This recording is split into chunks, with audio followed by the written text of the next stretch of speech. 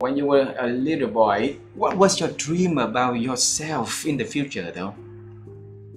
I think, in all honesty, I was a late developer because I was uncertain about what I wanted to do in terms of career.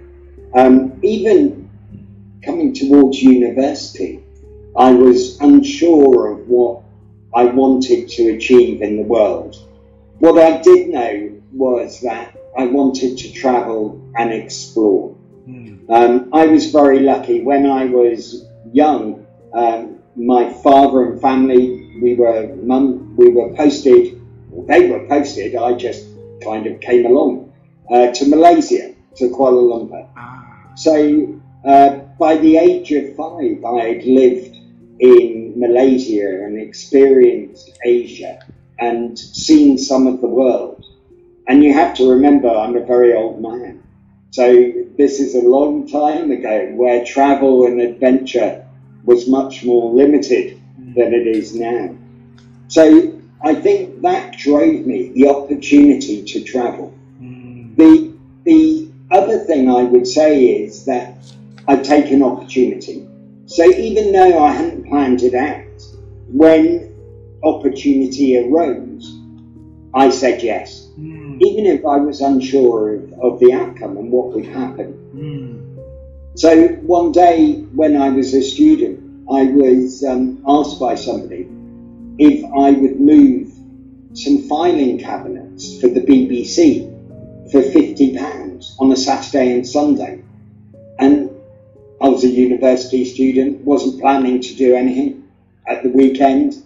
And I said yes. And from there, I started working on programmes for the BBC as a part-timer. Nothing important, but working on them, experiencing it, having the opportunity to see how it works, and working on some political programmes, which culminated in working on the general election programme when Tony Blair got elected. So being able to experience those things, but not having to do it as a career, was a great eye-opener for me. And then I went to university. I was at university, and my head of department, on the day my results came out, said, "Chris, what are you going to do?" And I had a favourite phrase for my mum and dad, which was, "I'm keeping my options open," i.e. I had no idea. I didn't really know what I wanted to do in life. And so he suggested that I apply for a research grant to do a PhD at City University in London, which I did. And I was lucky enough to be granted it. So then I really enjoyed working where I'd studied, and I'd help out faculty in terms of marking and doing things like that. And then one day he came into the office and said, "We're in trouble, somebody can't run this course. Does anybody know anybody who could do it?" And I put up my hand and said, "I have an A-level in that subject," jokingly. And they were obviously very desperate, very short notice. And they said, "You'll do." And so that really started me on the journey of lecturing. And then I moved more into dealing with students who travelled to London for study abroad.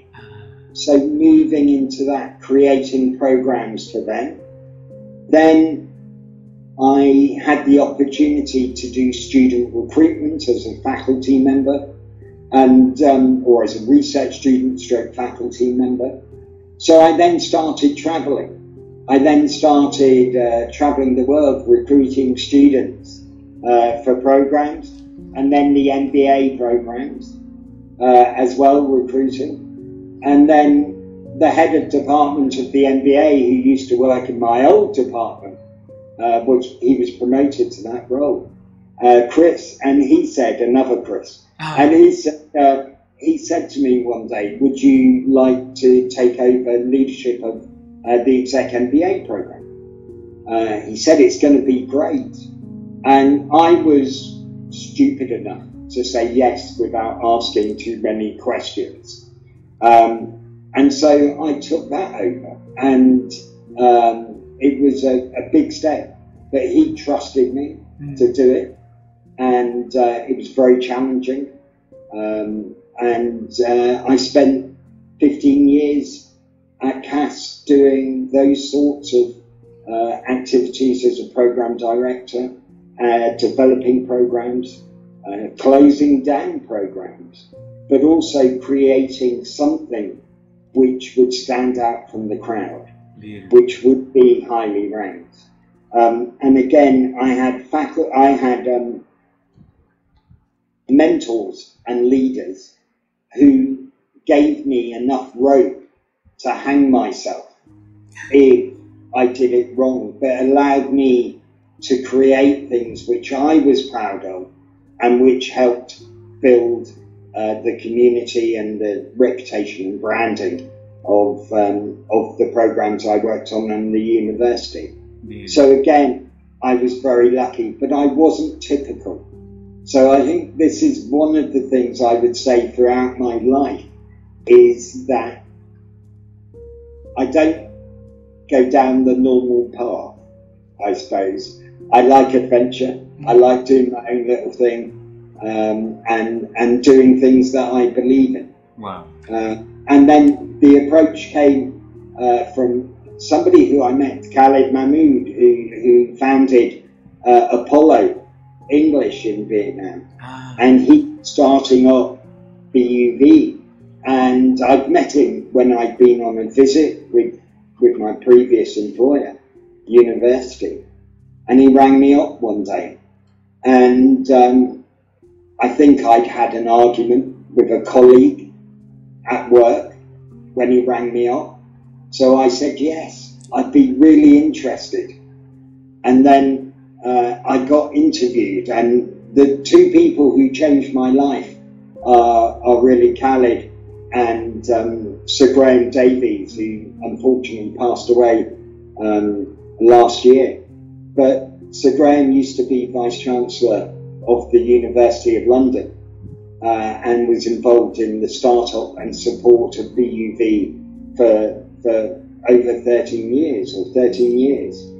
And I remember one morning, before I got the job, being summoned by Sir Graham to go to his office for a chat. And I arrived not sure what to do or anything really. I said yes, I was interested, and I hadn't thought that much more about it. So I went in to see Sir Graham, and he said, Christopher. And only two people are allowed to call me Christopher in life. Okay? One is my mum, when I've been a bad son, and I'm 55 now, and she still calls me Christopher if I forget to call her or do something like that. And the other one was Sir Graham, who kind of bellowed the name, Christopher, and I go, yes. So I went for a chat, and he said to me, first of all, I know lots of people at Cass City University. And my reaction to him was, oh, does that mean I haven't got the job? And he went, no. And then he said, my brother-in-law is this name. And I said, oh, I definitely haven't got the job, because he was my hall tutor at my hall of residence when I was a student. And I wasn't a model student when I was at university. I enjoyed the life of university and less of the academic element. So I wasn't a model. But we got on well, and I got offered the job. I had another row with somebody, and I said yes. And that changed my life. So the opportunity to kind of go and explore. Fantastic.